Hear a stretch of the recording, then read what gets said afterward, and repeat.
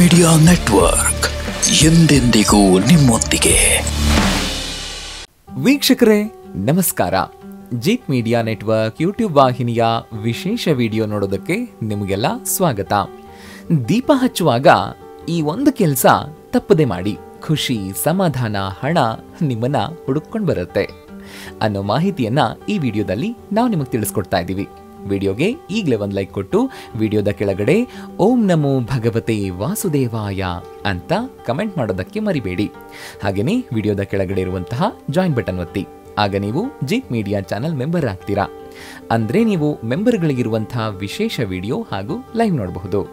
ಯಾವುದೇ ದೇವರ ಪೂಜೆ ಆರಾಧನೆ ಮಾಡುವಾಗ ಏನಿರುತ್ತೋ ಏನಿರಲ್ವೋ ಅಲ್ಲಿ 2 ಹಣತೆಯಲ್ಲಿ ದೀಪಗಳು ಪ್ರಶಾಂತವಾಗಿ ಉರಿತಾ ಇರುತ್ತೆ. ನೀವು ಪೂಜೆಯನ್ನ ಎಷ್ಟೇ ಅದ್ಧೂರಿಯಾಗಿ ಮಾಡಿ, ಕೆಜಿಗಟ್ಲೆ ಹೂವು ಹಣ್ಣುಗಳನ್ನ ಅರ್ಪಿಸಿ, ಹಾಗೇನೆ 100 ಬಗೆ ಬಗೆಯ ನೈವೇದ್ಯಗಳನ್ನ ಇಡಿ. ಆದ್ರೂ ಅಲ್ಲಿ ದೀಪಗಳು ಶಾಂತವಾಗಿ ಬೆಳಗ್ತಾ ಇದ್ರೇನೆ ಪೂಜೆಗೆ ಒಂದು ಅರ್ಥ ಬರೋದು. ದೀಪಗಳಿಗೆ ಇರೋ ಶಕ್ತಿನೇ ಅಂಥದ್ದು. ಶಾಸ್ತ್ರಗಳಲ್ಲೂ ದೀಪಕ್ಕೆ ಇರೋ ಮಹತ್ವವನ್ನ ಅರ್ಥಪೂರ್ಣವಾಗಿ ವಿವರಿಸಲಾಗಿದೆ. ಹಾಗೆಯೇ ಯಾವ ಯಾವ ದೇವರ ಆರಾಧನೆಯಲ್ಲಿ ಯಾವ ಯಾವ ಎಣ್ಣೆಯ ದೀಪವನ್ನ ಹಚ್ಚಿದ್ರೆ ಶ್ರೇಷ್ಠ, ದೀಪಗಳನ್ನ ಯಾವ ದಿಕ್ಕಲ್ಲಿಡಬೇಕು ಅನ್ನೋದನ್ನು ಕೂಡ ಹೇಳಲಾಗಿದೆ. ಅವುಗಳನ್ನೆಲ್ಲ ನಾವು ಈ ಹಿಂದಿನ ವಿಡಿಯೋಗಳಲ್ಲಿ ಹೇಳಿದ್ದೀವಿ. ಈ ವಿಡಿಯೋದಲ್ಲಿ ನಾವು ದೀಪಕ್ಕೇನೆ ಸಂಬಂಧಪಟ್ಟ ಇನ್ನೊಂದು ಮುಖ್ಯವಾದ ವಿಷಯವನ್ನ ಹೇಳ್ತಾ ಇದ್ದೀವಿ.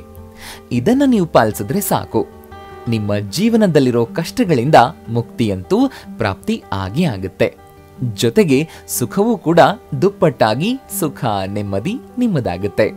ಹಾಗಾದ್ರೆ ಈಗ ಏನ್ ಮಾಡಬೇಕು ಅಂತ ಅನ್ಕೊಳ್ತಾ ಇದ್ದೀರಾ? ಅದಕ್ಕೆ ನಾವು ನಿಮ್ಮ ಮಾರ್ಗದರ್ಶಕರು ಇದೀವಲ್ವಾ, ನಾವು ಹೇಳ್ತೀವಿ. ನೀವು ಮಾಡಬೇಕಾಗಿರೋದು ಇಷ್ಟೇ.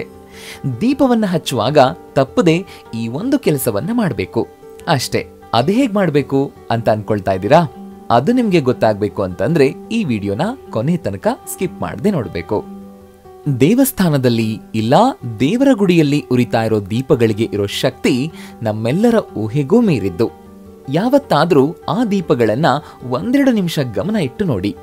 ಮೂರ್ತಿ ಚಿಕ್ಕದಾದ್ರೂ ಕೀರ್ತಿ ದೊಡ್ಡದು ಅನ್ನೋ ಹಾಗೆ ದೀಪ ಚಿಕ್ಕದಾಗಿದ್ರೂ ಇದರ ಚಮತ್ಕಾರ ದೊಡ್ಡದಾಗಿರುತ್ತೆ. ಈ ದೀಪವನ್ನ ನೋಡಿದ್ರೇನೆ ಮನಸ್ಸಲ್ಲಿ ಸುನಾಮಿಯಂತೆ ಹೇಳ್ತಾ ಇರೋ ಭಾವನೆಗಳೆಲ್ಲ ತನ್ನಿಂದ ತಾನೇ ಪ್ರಶಾಂತವಾಗ್ಬಿಡತ್ತೆ. ಅದೇ ಮನಸ್ಸಲ್ಲಿ ಧನಾತ್ಮಕ ಅಂಶ ಕೂಡ ತುಂಬಿಕೊಂಡ್ಬಿಡತ್ತೆ. ಆ ಕ್ಷಣ ನಿಮ್ಮಲ್ಲೊಂದು ಸಮಾಧಾನ, ಶ್ರದ್ಧೆಯ ಭಾವನೆ ಹುಟ್ಟುವಂತೆ ಮಾಡುತ್ತೆ. ಅದು ನಿಮಗೆ ಖುಷಿಯನ್ನ ಕೊಡುತ್ತೆ. ಇದು ಪ್ರತಿಯೊಬ್ಬರಿಗೂ ಅನುಭವ ಆಗೇ ಆಗುತ್ತೆ. ಹಾಗಂತ ಎಲ್ಲಾ ದೀಪಗಳಲ್ಲಿಯೂ ಇದೇ ರೀತಿ ಅನುಭವ ಆಗುತ್ತಾ ಹೇಗೆ ಅಂತ ಅನ್ಕೊಳ್ಬೇಡಿ. ದೇವರ ಮುಂದೆ ಬೆಳಗೋ ಜ್ಯೋತಿಗೆ ಮಾತ್ರ ಈ ವಿಶೇಷ ಶಕ್ತಿ ಇರೋದು. ಕತ್ತಲನ್ನೇ ಹೋಗಲಾಡಿಸುವಂತಹ ಶಕ್ತಿ ಈ ದೀಪಕ್ಕಿರೋದ್ರಿಂದಲೇ ಮನೆಯಲ್ಲಿರೋ ಹಿರಿಯರು ಬೆಳ್ಳಂಬೆಳಗ್ಗೆ ಎದ್ದು ದೇವರ ಮುಂದೆ ದೀಪ ಹಚ್ಚಿ ಸಂಜೆ ಆಗ್ತಿದ್ದ ಹಾಗೆ ಕೈಕಾಲು ತೊಳ್ಕೊಂಡು ದೀಪವನ್ನ ಹಚ್ಚಿ ಅಂತ ಪದೇ ಪದೇ ಹೇಳೋದು. ಅಲ್ಲದೆ ಜ್ವಾಲೆ ಅಗ್ನಿದೇವನಿಗೆ ಸಂಬಂಧಪಟ್ಟಿರೋದು. ಆದ್ರಿಂದ ದೀಪ ಹಚ್ಚೋದ್ರ ಮೂಲಕ ಆತನ ಕೃಪಾ ಕಟಾಕ್ಷೆಯಿಂದ ಮನೆಯಲ್ಲಿ ಸದಾ ಪ್ರಶಾಂತವಾದ ವಾತಾವರಣ ಹಾಗೂ ಪಾಸಿಟಿವಿಟಿ ಆವರಿಸಿಕೊಂಡಿರುತ್ತೆ ಅಂತ. ಅಲ್ಲದೆ ಇದೇ ದೀಪಗಳು ದೈವಿಕ ಉಪಸ್ಥಿತಿ ಮತ್ತು ಶುದ್ಧೀಕರಣದ ಶಕ್ತಿಯ ರೂಪವಾಗಿದೆ. ದೇವರ ಕೋಣೆ ಇದ್ರೆ ಅಲ್ಲಿ ಇಲ್ಲ ಮನೆಯಲ್ಲಿ ಚಿತ್ರಪಟ ಇದ್ರೆ ಅದ್ರ ಮುಂದೆ ದೀಪವನ್ನ ಪ್ರತಿನಿತ್ಯ ಹಚ್ತಾರೆ. ಹಾಗೆ ದೀಪವನ್ನ ಹಚ್ಚುವಾಗ್ಲೂ ಕೆಲ ಪದ್ಧತಿಗಳನ್ನ ಪಾಲಿಸಲೇಬೇಕು. ಅದರಲ್ಲೂ ಈ ಒಂದು ಕೆಲಸವನ್ನ ತಪ್ಪದೆ ಮಾಡಬೇಕು. ಇದನ್ನ ಮಾಡೋದ್ರಿಂದ ನಿಮ್ಮ ಜೀವನದಲ್ಲಾಗುವಂತಹ ಬದಲಾವಣೆಗಳು ಏನೇನು ಅನ್ನೋದು ನಿಮ್ಮ ಅನುಭವಕ್ಕೂ ಬರುತ್ತೆ. ದೀಪವನ್ನ ಹಚ್ಚುವಾಗ ನೀವು ಮಾಡಬೇಕಾಗಿರೋ ಕೆಲಸ ಏನು ಅನ್ನೋದನ್ನ ಹೇಳ್ತೀವಿ. ಅದಕ್ಕೂ ಮೊದಲು ನೀವು ದೀಪವನ್ನ ಹೇಗೆ ಹಚ್ಚಿದ್ರೆ ಉತ್ತಮ ಅಂತ ಶಾಸ್ತ್ರಗಳಲ್ಲಿ ಹೇಳಲಾಗಿದೆ. ಅದನ್ನ ಒಂದೊಂದಾಗಿ ಹೇಳ್ತಾ ಹೋಗ್ತೀವಿ, ಗಮನ ಇಟ್ಟು ಕೇಳಿಸ್ಕೊಳ್ಳಿ. ನೀವು ಮನೆಯಲ್ಲಿ, ಅದರಲ್ಲೂ ಸಂಜೆ ಸಮಯದಲ್ಲಿ ಮನೆಯೊಳಗಡೆ ದೇವರ ಮುಂದೆ ಅಷ್ಟೇ ಅಲ್ಲ ಮನೆಯ ಹೊರಗೂ ಹಣತೆಯಲ್ಲಿ ದೀಪವನ್ನ ಹಚ್ಚಿಟ್ರೆ ತುಂಬಾ ಉತ್ತಮ. ಅದರಲ್ಲೂ ಸಂಜೆ ಸಮಯದಲ್ಲಿ ತುಳಸಿ ಗಿಡದ ಮುಂದೆ ದೀಪದ ಹಣತೆಯಲ್ಲಿ ದೀಪವನ್ನ ಹಚ್ಚಿ ಇಡೋದನ್ನ ಮರಿಬೇಡಿ. ಹೀಗೆ ಮಾಡೋದ್ರಿಂದ ಮಹಾಲಕ್ಷ್ಮಿ ನಿಮ್ಮ ಮೇಲೆ ಪ್ರಸನ್ನಳಾಗ್ತಾಳೆ. ಮನೇಲಿ ಯಾವ್ದಾದ್ರೂ ಪೂಜೆ ಇದ್ರೆ ನೀವು ಎಣ್ಣೆಯ ದೀಪ ಹಚ್ಚೋ ಬದಲು ಶುದ್ಧ ತುಪ್ಪದ ದೀಪವನ್ನ ಹಚ್ಚಬೇಕು. ತುಪ್ಪದ ದೀಪ ಇಲ್ಲವಾದ್ರೂ ಸಾಸುವೆ ಎಣ್ಣೆಯ ದೀಪವನ್ನ ಹಚ್ಚಬಹುದು.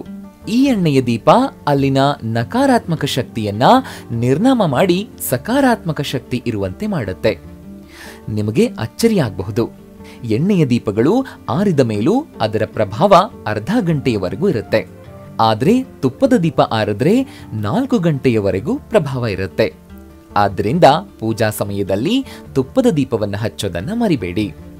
ಇನ್ನು ವೈಜ್ಞಾನಿಕ ದೃಷ್ಟಿಯಿಂದ ನೋಡೋದಾದ್ರೆ ಸಾಸಿವೆ ಎಣ್ಣೆಯ ದೀಪವನ್ನ ಹಚ್ಚೋದ್ರಿಂದ ಸುತ್ತಲಿನ ವಾತಾವರಣದಲ್ಲಿ ಸಾತ್ವಿಕತೆಯೂ ಕೂಡ ಆವರಿಸ್ಕೊಳ್ತಾ ಹೋಗುತ್ತೆ.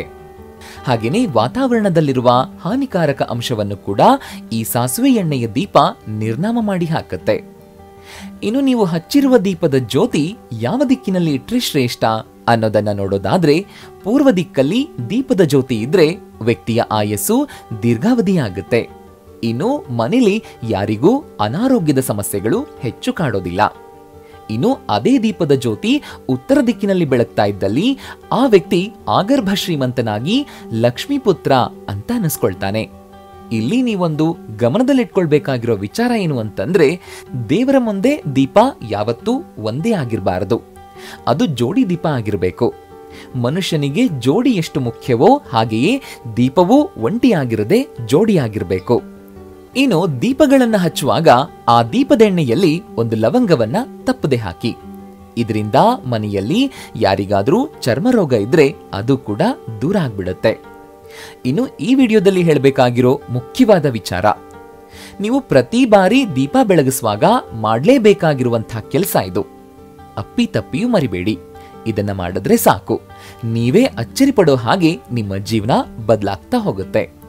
ಹಾಗಾದ್ರೆ ಆ ಕೆಲಸ ಏನು ಅಂತಂದ್ರೆ, ದೀಪವನ್ನ ಹಚ್ಚುವಾಗ ಈ ಒಂದು ಶಕ್ತಿಶಾಲಿ ಮಂತ್ರವನ್ನ ಹೇಳಬೇಕು. ಶಾಸ್ತ್ರಗಳಲ್ಲಿ ಉಲ್ಲೇಖ ಆಗಿರೋ ಆ ಮಂತ್ರ ಯಾವುದು ಅಂತಂದ್ರೆ, ದೀಪಜ್ಯೋತಿಃ ಪರಬ್ರಹ್ಮ ದೀಪಜ್ಯೋತಿಃ ಜನಾರ್ದನಃ ದೀಪೋ ಹರ್ತಿ ಮೇ ಪಾಪಂ ಸಂಧ್ಯಾದೀಪಂ ನಮೋಸ್ತುತೆ ಶುಭಂ ಕರೋತು ಕಲ್ಯಾಣಮಾರೋಗ್ಯಂ ಸುಖಂ ಸಂಪದಾಂ ಶತ್ರುವೃದ್ಧಿ ವಿನಾಶಂ ದೀಪಜ್ಯೋತಿಃ ನಮೋಸ್ತುತೆ. ಈ ಮಂತ್ರ ಪಠಿಸೋದ್ರಿಂದ ಜೀವನದಲ್ಲಿರೋ ಎಲ್ಲ ಕಷ್ಟಗಳು ದೂರ ಆಗೋದಲ್ಲದೆ ಪ್ರತಿಯೊಂದು ಕೆಲಸದಲ್ಲೂ ಯಶಸ್ಸು ನಿಮ್ಮದಾಗುತ್ತೆ.